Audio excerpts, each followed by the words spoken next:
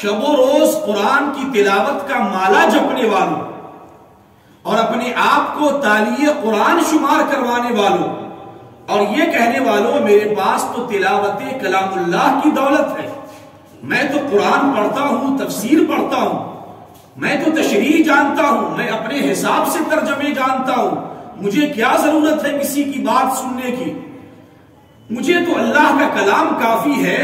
علامہ اقبال کہتے مغز قرآن، تو کتنا بھی قرآن پڑھ لے جائے، قرآن کا مغز تجھے اس وقت تک نہیں مل سکتا جب تک کہ دل میں محبت مصطفیٰ نہ ہو۔ ان کی محبت کے بغیر اگر تم قرآن پڑھتے ہو تو شاید خالص تمہیں الفاظ تو ملیں گے، اس کی روح تمہیں میسر نہ ہوگی۔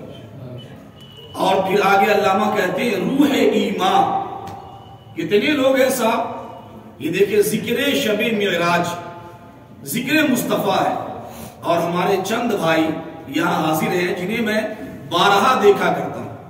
میں بھی ایک پروگرام سے آ رہا ہوں چونکہ آواز متاثر ہے، اسی لیے جو کچھ باتیں ہوں گی توجہ کے ساتھ سنیں۔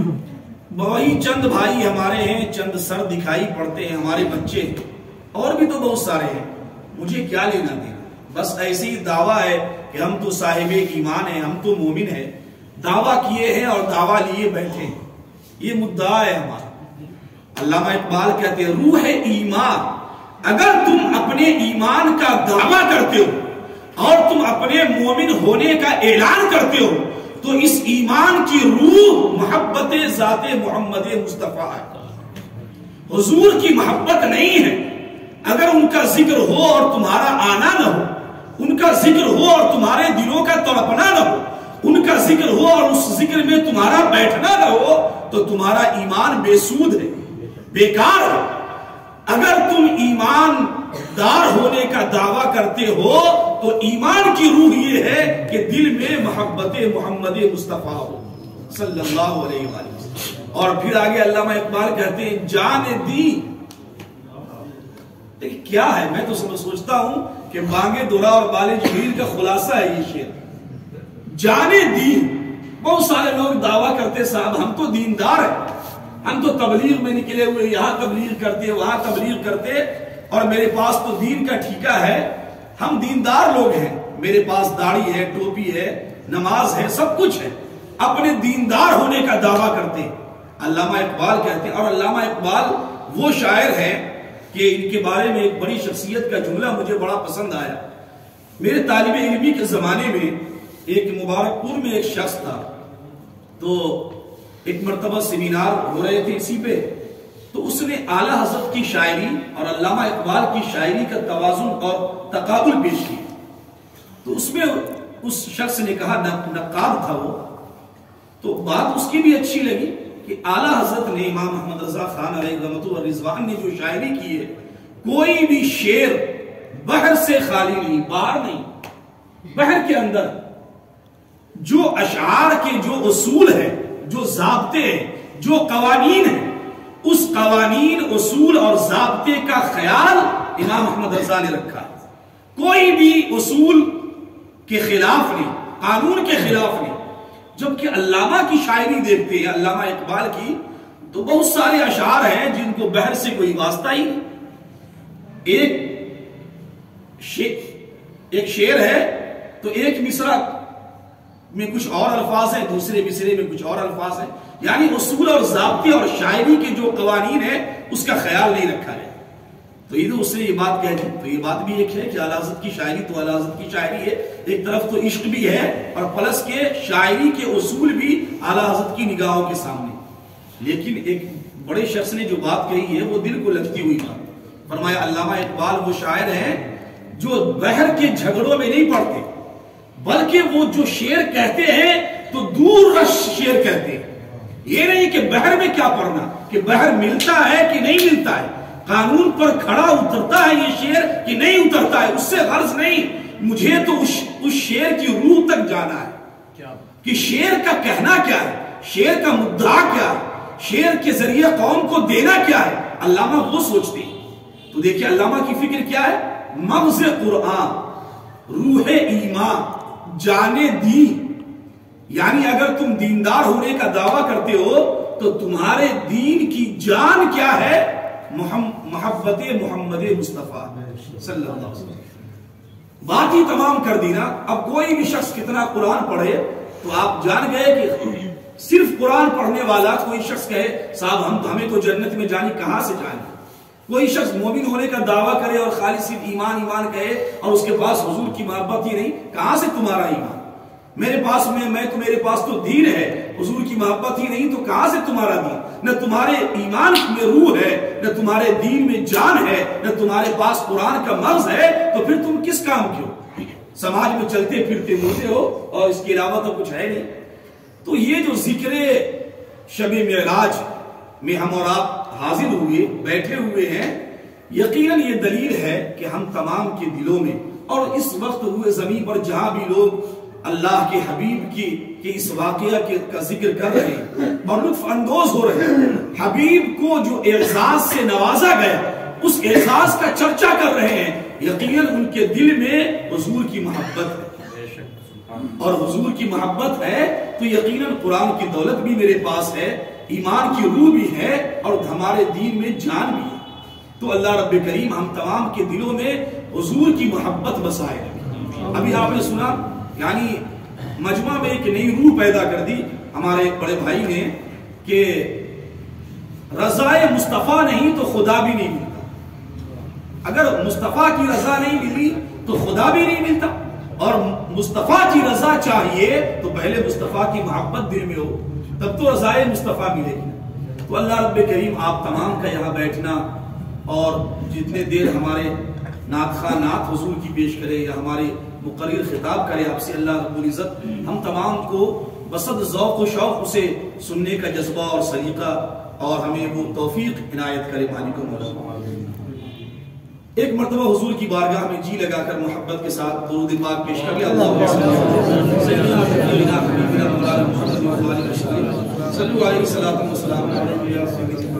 یا حبیبی یا رسول اللہ صلی اللہ تعالی علیہ وسلم.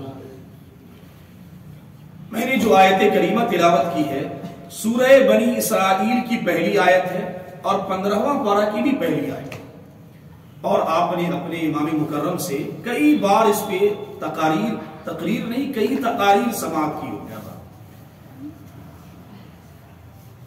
اسی آیت کے اندر اللہ رب کریم نے حضور کے اس واقعہ معراج کی تفسیر بھی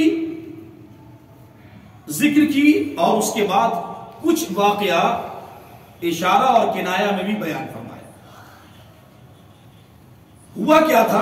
حضرت تھوڑی توجہ چاہوں گا، موبائل اگر تھوڑا یہ کریں گے تو میں ڈسٹرب ہو جاؤں گا. لیکن حضرت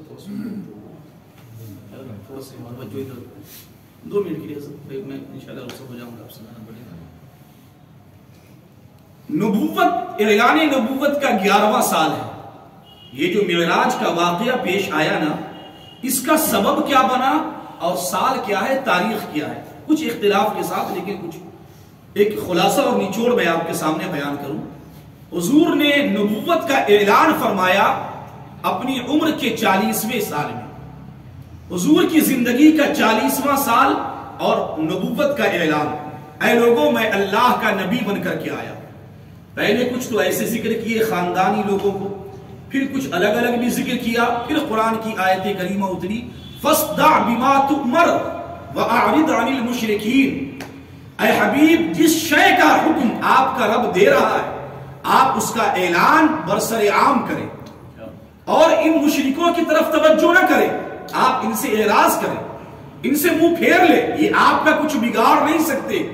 آپ کے خالق و مالک نے جس شے کا حکم دیا ہے آپ سماج میں علی اعلان کریں.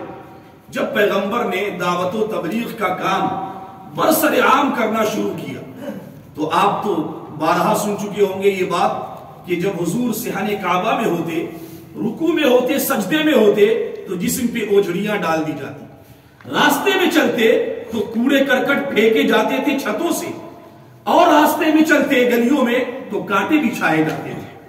11 سال کا عرصہ گزر گیا. اعلان نبوت کے بعد آپ اللہ کا حکم پہنچاتے رہے، دین کی تبلیغ کرتے رہے، اور اس دین کی تبلیغ کی اس راہ میں آپ پر مصیبتوں کے پہاڑ ٹوٹے، طائف کا واقعہ پیش آیا، آپ دیکھیں آپ نے تن من دھن اللہ کے دین کے لیے لگا دیا، عظیم ترین قربانی پیش کی، دو جہاں کی نعمتیں ہیں ان کے خالی ہاتھ میں، ہر وہ شے جو کائنات میں نظر آتی ہے یہ مصطفیٰ کے قدم کی برکت سے، لیکن آقا خود فاقہ کر رہے ہیں، ان کے گھروں میں چولہے نہیں جلتے، عظیم ترین قربانی مصطفیٰ کریم صلی اللہ علیہ وسلم نے اللہ کے دین کے لیے پیش کیا۔ 11 سال گزر گئے اللہ کے دین کی تبلیغ کے لیے، کرتے رہے، یہاں تک کہ ظلم کی انتہا یہ ہو گئی کہ 3 سال تک شیب ابی طالب میں مقید ہو گئے، سماجی بائیکاٹ کر دیا ظالموں نے، معاشرتی رشتہ توڑ لیا گیا اور اس گھاٹی کے اندر قید و بند کر دیا، کوئی رشتہ نہیں، کوئی ناتا نہیں۔ جب آپ 3 سال کے بعد وہاں سے نکلے تو اس کے بعد حضرت خدیجۃ الکبریٰ کا انتقال رضی اللہ تعالی عنہ، پھر آپ کی چچا مخلص چچا ابو طالب کا انتقال، گویا کہ وہ سال عام الحزن تھا، غموں کا سال تھا، حضور پر غموں کے پہاڑ ٹوٹ پڑے، جب اس طرح کے ظلم و تشدد کیے گئے ان پر اور ان کے چاہنے والوں پر، راستوں پہ کانٹے بچھائے گئے، اوجھڑیاں ڈالی گئی، عبادتیں کرنا زندگی تنگ کر دی گئی اور ہر طرح کے ظلم و ستم ڈھائے گئے، حضور کا دل ملول ہونے لگا، غم زدہ ہونے لگے، حضور صدمے میں آنے لگے، دل ڈوبنے لگا، مالک اس طرح تبلیغ کر رہا ہوں اور لوگ ہیں کہ ماننے کے لیے تیار نہیں، اور جس کو تو نے میرا دست بازو بنایا تھا وہ بھی ایک ایک کر کے دنیا سے رخصت ہو جائے، میری بیوی چلی گئی خدیجہ جو کہ میری پشت پناہی کر رہی تھی اور پھر میری مدد کر رہی تھی ہر معاملے میں، میرے چچا ابو طالب جو کہ میرے حامی تھے اور میری حمایت کر رہے تھے وہ بھی دنیا سے رخصت ہو گئے، مالک اب تو اپنے آپ کو تنہا محسوس کر رہا ہوں سماج میں۔ جب حضور کا دل ملول ہونے لگا، غم زدہ ہونے لگا اور پھر ہر طرف ظلم و ستم کے پہاڑ اور ظالم نظر آنے لگے، دشمن نظر آنے لگے، تو اللہ رب کریم کی رحمت جوش میں آئی اور فرمایا حبیب کیوں گھبراتے ہیں آپ کے ساتھ تو آپ کا پروردگار ہے نا، آپ کے ساتھ تو آپ کا خالق و مالک ہے نا، آپ دنیا کے لوگ جب ڈوب جاتے ہیں، جب ان پر ظلم و ستم ہوتے ہیں تو ان کے کوئی اپنے انہیں سیر کے لیے لے جاتے ہیں، انہیں تفریح کے لیے لے جاتے ہیں، آپ چلے میرے گھر چند دن وہاں قیام کر لے، آپ چلے میرے گھر چند دن وہاں قیام کر لے۔ جب دنیا کے لوگ ظلم و ستم کے اندر دب جاتے ہیں تو ان کے اپنے آگے بڑھتے ہیں اور ان کا ہاتھ پکڑ کے تھام لیتے ہیں، انہیں سیر کے لیے دوروں لے جاتے ہیں۔ اے حبیب آپ تنہا محسوس نہ کریں، آپ کو ظلم و ستم نے گھیرا ہے تو آپ کے خالق و مالک نے وہ سیر کرانا چاہیے جو دنیا سوچ بھی نہیں سکتی ہے۔ فرمایا سبحان اللہ اسرا بعبدہ لیلا من المسجد الحرام الى المسجد الاقصی، پاک ہے اللہ کی وہ ذات جو رات کے ایک حصے، ایک آن، ایک گھڑی میں اپنے بندے کو، اپنے برگزیدہ بندے کو، اپنے محبوب بندے کو رات کے ایک پہر میں مسجد حرام سے مسجد اقصی لے گئی، کس لیے؟ سیر کے لیے لے گئی۔ اچھا یہاں پہ ایک بات آپ یہ بھی جان لیں، اسی لیے اس سورہ مبارکہ کو عرب کی دنیا میں سورہ اسراء بھی کہا جاتا ہے، یہ جو ہم لوگ پڑھتے ہیں نا سورہ بنی اسرائیل، وہ 15واں پارہ، اسے سورہ اسراء بھی کہتے ہیں۔ اسراء کا معنی ہوتا ہے تفریح کرنا، سیر کے لیے لے جانا، تو اللہ رب کریم نے میرے پیارے حبیب مکرم صلی اللہ علیہ وآلہ وسلم کو سیر کرائی۔ کہاں سے سیر کرائی؟ الگ الگ واقعہ ہے، ایک تو یہ ہے کہ آپ اپنی چچیری بہن ام ہانی کے گھر آرام فرماتے، جو حضرت علی مرتضیٰ کرم اللہ تعالی وجہ الکریم کی اپنی بہن ہے، ان کے گھر آپ آرام فرماتے، اور ایک روایت میں یہ ہے کہ آپ حدیم کعبہ میں آرام فرماتے۔ خیر جو بھی ہو، بڑی اچھی تطبیق دی ہے عالم دین نے کہ آپ اوائل رات میں، رات کے ابتدائی حصہ میں ام ہانی کے گھر تھے، پھر آپ وہاں سے اٹھے، اللہ نے دل میں یہ بات ڈالی، آپ حتیم کعبہ میں آ کے آرام کرنے لگے، اور پھر وہاں سے یہ سیر شروع ہوئی ہے، جبریل امی حاضر ہوئی، کب؟ نبوت کا 11واں سال، مسجد حرام سے لیا، اٹھایا حبیب مکرم صلی اللہ علیہ وآلہ وسلم، اور تفصیلی واقعہ ہے، میں اس طرف جانا نہیں چاہتا، آخری مدعا پر جو میں آنا چاہتا ہوں وہاں آپ کو لے جانا چاہتا ہوں۔ کئی بار آپ نے یہ تقاریر اور یہ ساری باتیں شق صدر کا یہ سب سن چکے ہیں۔ مسجد حرام سے اٹھایا اور آپ کو پہنچایا مسجد اقصی تک۔ اس درمیان میں 4 جگہ مصطفیٰ نے نفل نماز ادا کی، مسجد حرام سے لے کر مسجد اقصی تک میں۔ جبریل امین نے اٹھایا مسجد حرام سے، حبیب یہ سواری، آپ بیٹھے، اور جبریل امین ردیف بن کر براق کی پیٹھ پر مصطفیٰ کے پیچھے بیٹھے، اور آپ وہاں سے چلے تو سب سے پہلے مدینہ پہنچے، جس کا نام اس وقت یثرب تھا۔ آپ وہاں پہنچے، جبریل امین نے کہا اے اللہ کے حبیب آپ سواری سے اترے اور یہاں 2 رکعت نفل نماز ادا کریں، یہ آپ کی ہجرت گاہ ہے، آپ کو ہجرت کر کے مکہ سے یہی اسی جگہ آنا ہے۔ اس وقت اس کا نام یثرب تھا۔ آپ نے 2 رکعت نماز ادا کی، پھر وہاں سے آپ چلے تو آپ طور سینا پر پہنچے، وہ درخت جہاں پر کھڑے ہو کر حضرت موسیٰ اللہ سے کلام کیا کرتے تھے، اس جگہ پر پہنچے، فرمایا حبیب اترے سواری سے، یہ حضرت موسیٰ کے کلام کرنے کی جگہ ہے، جس جگہ پر اللہ حضرت موسیٰ سے کلام کرتا تھا یہ طور سینا ہے، آپ یہاں ٹھہر جائیں۔ آقا نے 2 رکعت نماز وہاں ادا کی اور آگے بڑھے تو آپ مدین پہنچے، حضرت شعیب علیہ السلام کی بستی میں، فرمایا میں اے اللہ کے حبیب آپ یہاں اترے، یہ حضرت شعیب کی بستی ہے، آپ یہاں 2 رکعت نماز ادا کریں۔ پھر آپ سوار ہوئے اور آگے بڑھے تو فرمایا بیت اللحم پہنچے، فرمایا اے اللہ کے حبیب اترے یہاں، یہ حضرت عیسیٰ کی پیدائش کی جگہ ہے، آپ یہاں 2 رکعت نماز ادا کریں۔ آقا کریم صلی اللہ علیہ وسلم نے وہاں 2 رکعت نماز ادا فرمائی۔ اس کے بعد آپ بیت المقدس پہنچے اور پہنچ کر سارے نبیوں کی آپ نے امامت فرمائی۔ اس پورے سفر میں مسجد حرام یعنی کعبہ مکرمہ سے مسجد اقصی یعنی بیت المقدس تک 4 جگہیں ایسی آئیں۔ اصل بتانا کیا ہے، اس جگہ پہ اتروا کر کے نماز کیوں پڑھائی جا رہی ہے۔ میں یہاں پہ آئے تھے اپنی خانقاہ میں، یہ جو اپنی دربنگہ کی خانقاہ ہے، سلسلہ نقشبندیہ کی خانقاہ، جہاں کے سجادہ نشین سرکار باب حضور ہیں، بہت پہلے مجھے سن یاد نہیں ہے، تو شیخ ابو بکر آئے تھے کیرلا سے، بھائی جان بھی ہمارے ساتھ تھے اور دیگر اساتذہ بھی تھے، میں بھی تھا۔ تو ناشتہ کے بعد کہا سب نے کہ حضور چلے حضرت سے ملاقات کر لیں۔ سید صاحب نور اللہ مرقدہ حضور عالی کمرے کے اندر آرام فرماتے، ایسے ہی ٹیک لگائے تھے، پاؤں ایسے پھیلائے ہوئے، 2014 کی بات ہے، خیر حضرت نے سن مجھے یاد ہے۔ تو شیخ ابو بکر یہاں پہ گواہ ہے، ہمارے سب قابل احترام محترم ہے، ہمارے نہایت ہی مخلص مولانا خالد رضا صاحب ہیں، دیگر حضرات۔ آپ پوچھ رہے شیخ ابو بکر کے بارے میں، اللہ رب کریم ان کی زندگی میں اور ان کی عمر میں برکتیں نصیب فرمائے۔ کیرلا کے اندر آج جو کچھ تعلیمی سرگرمیاں ہیں وہ شیخ ابو بکر کی دین ہے۔ مصر، شام، فلسطین اور بڑے بڑے دیگر ممالک میں جو عالم اور دین کی جو کانفرنسیں ہوتی ہیں اس کے صدر منتخب کیے جاتے ہیں شیخ ابو بکر۔ ابھی 85 سے بھی پلس زندگی گزار رہے ہیں، لیکن چہرے پر وہ بشاشت کہ لگتا ہے 40 سال کا جوان ہے، وہ زندگی اللہ نے عطا کی۔ آپ جب گئے اندر تو حضرت سے ملاقات کی، حضور علی تھے، سلام عرض کیا تو حضور علی نے کیا فرمایا، مجھے وہ جملہ جب بھی یاد آتا ہے تو آنکھیں اشبار ہو جاتی۔ حضور علی نے فرمایا، تو حضور علی کے بارے میں تو کیا کہنا، چہرہ تو جس نے دیکھا تو کہا کہ میں تو پھر دیکھتا ہی رہ گیا۔ تو حضور علی نے فرمایا کہ حضرت مولانا صاحب آپ میرے ایمان پر خاتمہ کی دعا کر دیں۔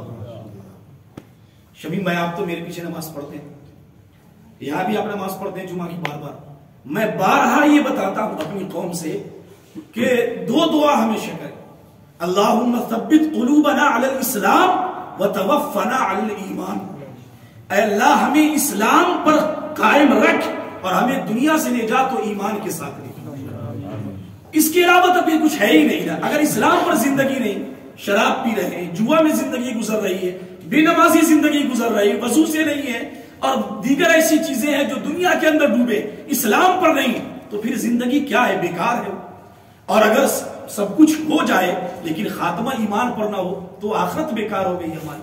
تو اسلام پر زندگی ملے اور ایمان پر خاتمہ نصیب۔ تو فرمایا کہ حضرت سید صاحب نے فرمایا آپ ہمارے ایمان پر خاتمہ کی دعا کر۔ جب شیخ ابو بکر وہاں سے نکلے تو بالکل پیچھے میں تھا، تو مجھ سے پوچھتے ہیں کہ سید صاحب نماز کہاں پہ پڑھتے تھے؟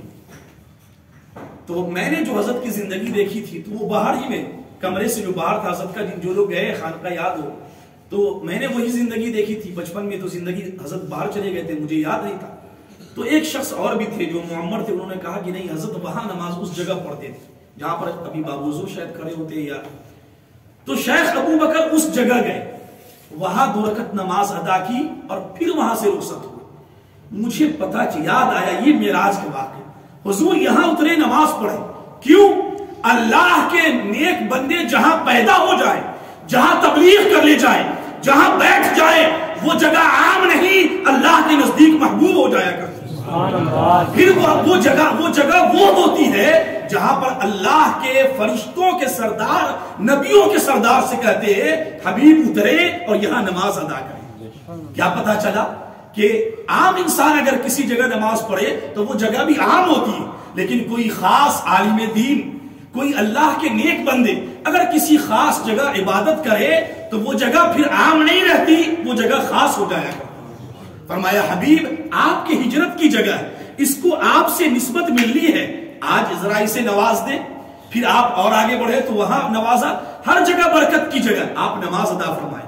رسول اکرم صلی اللہ علیہ وسلم 4 جگہ نماز ادا فرمائی. اس کے بعد آپ بیت المقدس پہنچے، نبیوں کی امامت کرائے، اور اس امامت کے بعد جب اذان بھی ہوئی، امامت بھی ہوئی، آقا کریم صلی اللہ علیہ وسلم مصلی پہ بڑھے. پھر وہاں سے ایک سواری پیش کی گئی تو رسول اکرم صلی اللہ علیہ وسلم آگے بڑھتے گئے، پہلے آسمان پہ گئے، دوسرے پہ گئے.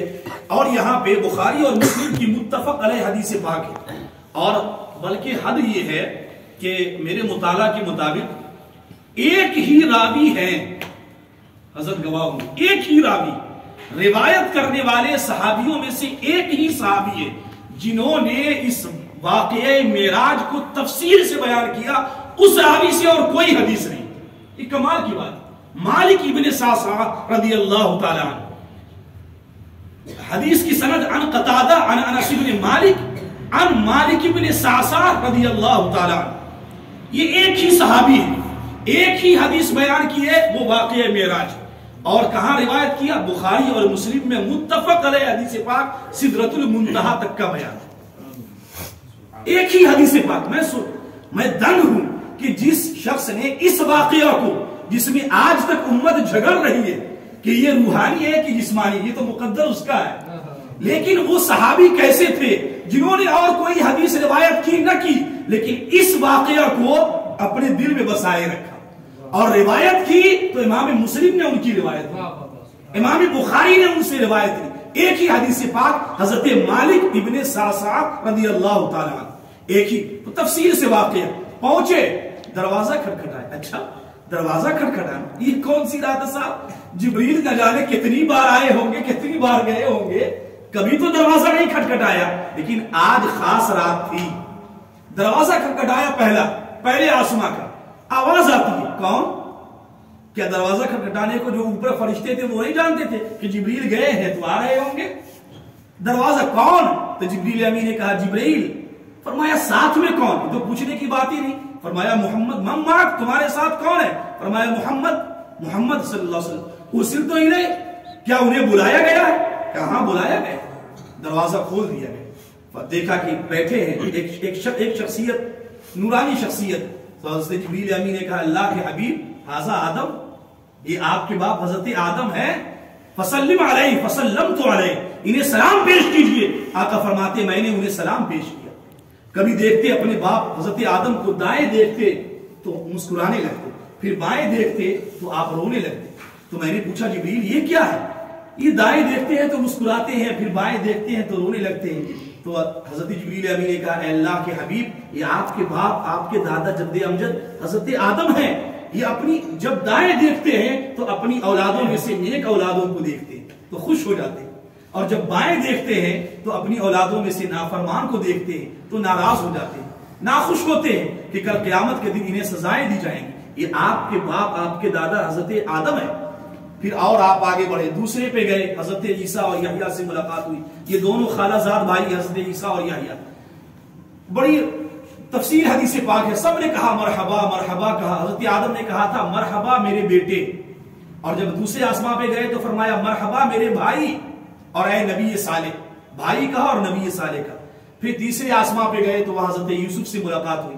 چوتھے پہ پہنچے تو حضرت ادریس سے ملاقات ہوئی، پانچویں پہ پہنچے تو حضرت ہارون سے ملاقات ہوئی علیہ الصلوۃ والسلام، چھٹے پہ پہنچے حضرت موسیٰ علیہ الصلوۃ والسلام، ساتویں پہ حضرت ابراہیم علیہ الصلوۃ والسلام، ملاقات ہوتی گئی، سب نے مرحبا مرحبا پیش کی۔ پہلے پہ جب پہنچے تھے تو آواز کی آئی، کون ہے یہ آپ کے جد امجد حضرت آدم ہے، فرمایا مرحبا بابن صالح، اے میرے بیٹے نیک بیٹے تجھے مبارک، تیرا آنا مبارک ہو۔ اور جب ساتویں پر پہنچے تو حضرت ابراہیم، پوچھا کون ہے، فرمایا حضرت ابراہیم ہے آپ کے جد امجد، انہوں نے بھی کہا مرحبا بابن صالح، اے میرے نیک بیٹے آپ کا آنا مبارک ہو۔ اور اس کے علاوہ جتنے نبی ملے دوسرے سے لے کے پانچویں تک سب نے کہا مرحبا اے نبی صالح، یا یہ کہا کہ اے بھائی صالح، یہی دو الفاظ استعمال کیے۔ آپ آگے گئے، جب وہاں ساتوں آسماں پار کر چکے تو آپ پہنچے کہاں، عند سدرۃ المنتہی عندہا جنت المأوا، آپ وہاں حاضر ہوئے، جنت المأوا، جہاں جنت مأوا تھا، جو حضرت آدم کی قیام گاہ ہے، جنت مأوا، وہیں ٹھہرے تھے حضرت آدم سدرۃ المنتہا کے پاس۔ وہاں جب آپ پہنچے تو حضرت جبریل امین نے ساتھ چھوڑا، تفصیل سے واقعہ ہے، اور آپ سنتے ہیں کہ شیخ سعدی کا وہ شعر بڑا مشہور ہے، لیکن کسی عاشق نے کیا خوب کہا ہے، یہاں پہ اپنے مخلص بھائی کی توجہ چاہوں گا کہ جبریل امین نے کہا کہ اللہ کے حضور اگر ایک قدم آگے بڑھا تو میرے پر جل کے خاک ہو جائیں گے، تو کسی نے کہا کہ یہ جبریل کی عقل تھی، اگر میں ہوتا تو کہتا پر جل جائے تو جل جائے، حبیب جائیں گے تو آپ کے ساتھ جائیں گے۔ یہ جبریل تھے جو کہہ دیے میرے پر جل جائیں گے، اگر میں ہوتا تو کہتا پر جل جائے۔ حضور ہمیں تو جب ساتھ آئے ہیں تو اب دیکھنا ہے کہ آپ کا مقام کہاں تک ہے، ہمیں تو ساتھ ہی جانا ہے۔ کیا بات، کیا بات، یہ کسی عاشق کی بات ہے، وہ جبریل تھے جو کہہ بیٹھے کہ اب میں آگے نہیں جا سکتا، اگر میں ہوتا اپنے نبی کے ساتھ تو میں کہتا حضور میں بھی ساتھ چلوں گا، تو حضور تو روکتے تو نہیں نا، چلو ساتھ چلو، میرے ساتھ چلنا ہے۔ تو پھر آپ پہنچتے گئے، پھر آپ نے 2-3 راستے اور شریف اقلیم تک پہنچے آپ، جہاں قلم کے چلنے چرچراہٹ کی آواز آتی، پھر عرش معلیٰ تک پہنچے۔ یہ پوری تفصیلی واقعہ آپ سنتے رہتے۔ یہاں پہ ایک بات بیان کرنی ہے کہ یہ سفر کب ہوا؟ یہ سفر ہوا رات کے ایک حصے میں، رات کے ایک حصے میں ہوا نا، اور وہ بھی کون سی رات؟ یہ 27 کی۔ آپ چاند دیکھیں، آپ کو نظر آئے، روشنی ہے ہی نہیں، اور کہاں لے جا رہے ہیں؟ سیر کرانے کے لیے۔ سیر روشنی میں ہوتی ہے نا، اندھیرے میں تو کوئی سیر نہیں ہوتی۔ لیکن آپ یہ جانیں کہ اللہ کے نزدیک دن کے مقابلے میں رات کی عبادت اور زہد یہ اللہ کو محبوب ہے۔ اس لیے قرآن کریم میں جہاں بھی پڑھیں گے تو رات کا واقعہ آپ کو تفصیل سے ملے گا، جیسے فَأَسْرِ بِعِبَادِي لَيْلًا إِنَّكُمْ مُتَّبَعُونَ، حضرت موسیٰ سے اللہ نے فرمایا اپنی قوم کو لے کر نکلیے یہاں سے، تو رات کا ذکر کیا، رات میں نکلے۔ پھر جب حضرت موسیٰ کو بلایا طور سینا پر تو فرمایا وَوَعَدْنَا مُوسَىٰ 30 لَيْلًا، ہم نے موسیٰ سے 30 رات کا وعدہ لیا اور پھر 10 اور اضافہ کیا تو 40 ہو گئے۔ تو اس میں تو صرف راتیں تو نہیں تھی نا، دن بھی تھے، لیکن ذکر کیا تو رات کا ذکر کیا۔ اور آپ کو پتا ہے اللہ کے حضور جب بندہ جب بھی نماز پڑھتا ہے تو اللہ کے حضور حاضر ہی ہوتا ہے نا، سجدے میں ہوتا ہے تو اور قریب ہوتا ہے، لیکن وہ کون سی نماز ہے جس میں خاص اللہ کے حضور ہوتا ہے؟ وہ نماز ہے نماز تہجد۔ وَمِنَ اللَّيْلِ فَتَهَجَّدْ بِهِ نَافِلَةً لَكَ، اے حبیب یہ رات کا ایک حصہ اٹھیے اس میں اور آپ اپنے رب کے لیے کچھ نفلی عبادت کیجئے جو آپ کے لیے واجب کی گئی، اضافی نمازیں جو آپ کے لیے واجب ہے۔ یہ نمازیں بھی کب؟ دن کے حصے میں نہیں، رات کے حصے میں، گویا کہ رات کے حصے میں۔ اسی لیے حضرت علی شیر خدا کا وہ شعر ہے، حضرت من طلب العلا سحر اللیالی، جو کوئی چاہتا ہے کہ اسے بلندی نصیب ہو تو اسے چاہیے کہ وہ راتوں کو جاگا کرے۔ رات کو جاگ کر ایک لمحے اللہ کو یاد کرنا یہ بے حد محبوب اور پسندیدہ ہے، چونکہ رات کی عبادت اور رات کے معاملات یہ اللہ کو محبوب ہے، تو اللہ نے اپنے حبیب کے لیے سیر کا جو وقت اور جو اکائی، جس اکائی کا انتخاب کیا وہ بھی دن کا نہیں رات کا رکھا۔ اس سے پتہ چلا کہ رات کی عبادت اللہ کو محبوب ہوا کرتی ہے، مقبول ہوا کرتی ہے۔ جب آپ اس رات میں سفر کرتے کرتے وہاں پہنچے، میں گفتگو ختم کرتا ہوں کہ وہ 11:15 ہو گیا، پھر اس کے بعد محفل کا اختتام بھی ہوگا اور ہمارے عالم دین کا کہ طعام کا انتظام محفل کے بعد ہی ہے نا، تو یہ بھی خیال رکھنا ہے۔ آخری بات بیان کر دوں، اور یہ نچوڑ باتیں میری، آپ جب وہاں سے آئے تو جب پلٹے نا تو آپ کو کتنی نمازیں ملی؟ جب میرے پیغمبر امام الانبیاء صلی اللہ علیہ وآلہ وسلم اللہ کے حضور سے جب پلٹ رہے ہیں تو کتنی وقت کی نمازیں ملی؟ 50 وقت کی نمازیں۔ اب رہ گئی اتنی گئی 5 رہ گئی۔ یہاں پہ یہ حضرت کی توجہ چاہوں گا، اور سب کو عالم نہیں ہے، اللہ کا شکر ہے۔ علماء جو اصولیین ہیں، اصولیین سمجھتے ہیں، جو گفتگو کرتے ہیں اصولیات پر، قانون پر اور ضابطے پر، اسلامی لا پر، علماء اصولیین اختلاف دیکھیں۔ جب ایک حکم نافذ کر دیا جاتا ہے، توجہ رکھیں گے میں بات ختم کر رہا ہوں، ایک حکم جب نافذ کر دیا گیا، ایک قانون بنا دیا گیا، تو اس قانون کے نفاذ سے پہلے اس کی تنسیخ نہیں ہوتی۔ نفاذ سے پہلے، جملہ توجہ سنیں گے، شاعر کا پڑھا لکھا طبقہ ہے۔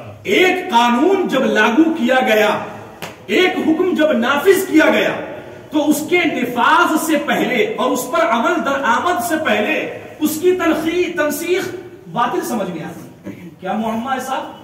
ابھی 50 نمازیں ملی تھی نا، ابھی آئے تو نہیں تھے روئے زمین پر، آپ نے عمل تو نہیں کیا، اور عمل سے پہلے ہی 45 ہو گئی، پھر اور گھٹی تو 40 ہو گئی، اور گھٹی تو 35، 30، 25، 20، 15، 10 ہوتے ہوتے 5 میں۔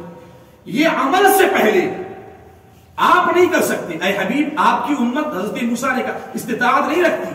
جربت الناس، میں نے لوگوں کو آزمایا ہے، بنو اسرائیل کو، وہ نہیں عبادت کر سکتے، آپ جائیں کم کرائیں۔ ارے ابھی تو نافذ ہی نہیں ہوا، قانون نافذ ہو، عمل میں آئے، پھر لوگ نہ چل پائے تو نہ اسے ختم کیا جائے۔ ابھی تو قانون دیا، ابھی لے کر آئے نہیں، امت اس پر چلی نہیں، پتا کیسے چلا کہ چل نہیں سکتے؟ عمل سے پہلے تنسیخ، اسے نسخ کر دیا، رد کر دیا، ختم کر دیا۔ یہ ایک سوال ہے علماء اصولیین کے یہاں، آپ اس بات کو جانیں۔ اب یہاں پہ جو کلام کیا ہے نا ہمارے اکابر نے، کیا نفیس کلام کیا ہے۔ اعلیٰ حضرت نے جو شعر کہا ہے نا، قربان جاؤں اعلیٰ حضرت کے، دیکھیں ان کی گفتگو دیکھیں جو علماء اصولیین نے کہا یہ اختلاف ہو گیا نا، عمل کوئی قانون اگر لاگو کیا گیا، اس قانون کے عمل میں آنے سے پہلے کیا قانون رد کیا جا سکتا ہے؟ علماء اصولیین میں اختلاف۔ ایک نے کہا کہ نہیں صاحب، رد نہیں کیا جا سکتا، رد نہیں کیا جا سکتا، عمل میں آئے گا تو نہ رد ہوگا۔ ایک نے کہا کہ صاحب رد کیا جا سکتا ہے۔ جنہوں نے کہا کہ صاحب یہ رد نہیں کیا جا سکتا، تو پھر یہاں رد کیسے ہو گیا؟ ابھی 50 نمازیں لے کر آئے، اس طرف سے پہلا آسمانی کراس کیا ہے، 5ویں چھٹے پہ حضرت موسیٰ بیٹھے ہوئے ہیں، ابھی تو روئے زمین پہ آئے نہیں، ابھی عمل میں آیا نہیں، اور تنسیخ ہو گئی۔ کہا کہ اصل میں تنسیخ نہیں ہوئی۔ کیوں صاحب؟ کیونکہ وصف میں تغیر، ذات میں تغیر نہیں ہوتا۔ یہ عدد نہ کم ہوا ہے، نماز تو وہی ہے نا، نماز پڑھنی ہے، یہ تو باقی، وصف میں تغیر ہے۔ کتنا؟ 50 تھا، 50 سے 5 ہو گئے، تو وصف میں تغیر ہو گیا۔ وصف میں تغیر، ذات میں تغیر نہیں، لہذا کوئی بات نہیں۔ بات سمجھ میں آ رہی ہے؟ یہ تغیر نہیں۔ لیکن جن لوگوں نے کہا نہیں صاحب، تغیر تو ہو سکتا ہے، تنسیخ ہو سکتی ہے، کب ہو سکتی ہے تنسیخ؟ دیکھیں اعلیٰ حضرت کے شعر دیکھیں، بڑا کیا اعلیٰ حضرت ہیں، وہ شعر اعلیٰ حضرت پہ کہ ڈال دی قلب میں عظمت مصطفیٰ سیدی اعلیٰ حضرت بلا السلام۔ علماء اصولیین نے کہا کہ نہیں صاحب، تنسیخ ہو سکتی ہے، کب ہو سکتی ہے؟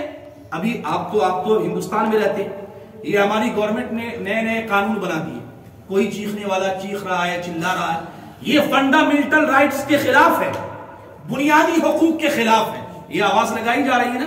پتا کیا چلا؟ جب کوئی اسمبلی قانون بنائے اور بنیادی حق ٹکرا جائے تو وہ عمل میں آنے سے پہلے ٹوٹ جایا کرتا ہے۔ بنیادی حقوق، فنڈامنٹل رائٹس، جو بنیادی حقوق ہمارے لاز میں ہے، اگر اس کے بعد اسمبلی کوئی قانون بناتی ہے اور وہ قانون جو اب بنایا گیا اگر وہ بنیادی قانون سے ٹکرا جائے، تصادم ہو جائے، تو پھر بنیادی قانون کو دیکھا جائے گا، اس کو پیچھے کر دیا جائے گا، یہ عمل میں آنے سے پہلے باطل ہو جائے گا۔ اب بنیادی قانون کیا ہے؟ اللہ کے حضور فرمایا ایک عمل دیا، ایک قانون دیا، جاؤ اے حبیب 50 نمازیں لے کر آئے. تو فرمایا حضرت موسیٰ نے نہیں ہو سکتا، آپ جائیں. تو اللہ کے حبیب کی بھی رضا ہوئی، چلو صاحب جا کے کم کرا لے. اللہ کے حبیب کی رضا انہیں کھینچ کر لے گئی، مالک کم کر دے کچھ، 5 کم ہو گئے، پھر اور 5 کم ہوئے، ایسے ہوتے رہے نا. پتا کیا چلا؟ اللہ کے حضور بنیادی قانون مرضی حبیب ہے صلی اللہ علیہ وسلم، مرضی حبیب ہے، رضائے مصطفیٰ، یہی اصل بنیادی قانون ہے. میں جو بھی قانون نافذ کروں، میں خالق و مالک ہو کر اگر وہ حبیب کی رضا سے ٹکرا جائے تو میں اسے منسوخ کر دیا کرتا، میں اسے باطل کر دیا کرتا.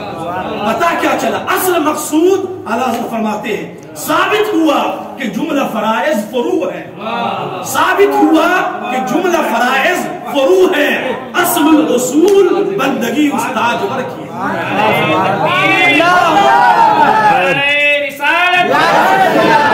معراج النبی علامہ امام حسین صاحب قبلہ. پتا کیا چلا کہ اصل قانون مرضی حبیب ہے. اے میرے حبیب، آپ چاہیں تو جب چاہے قبلہ بدل دیں، آپ جب چاہیں نماز میں کمی ہو جائے. یہ قانون تو بات کی، یہ تو فروعیات ہے. اصل بنیادی اور فنڈامنٹل قانون، بنیادی قانون اللہ کے حضور حبیب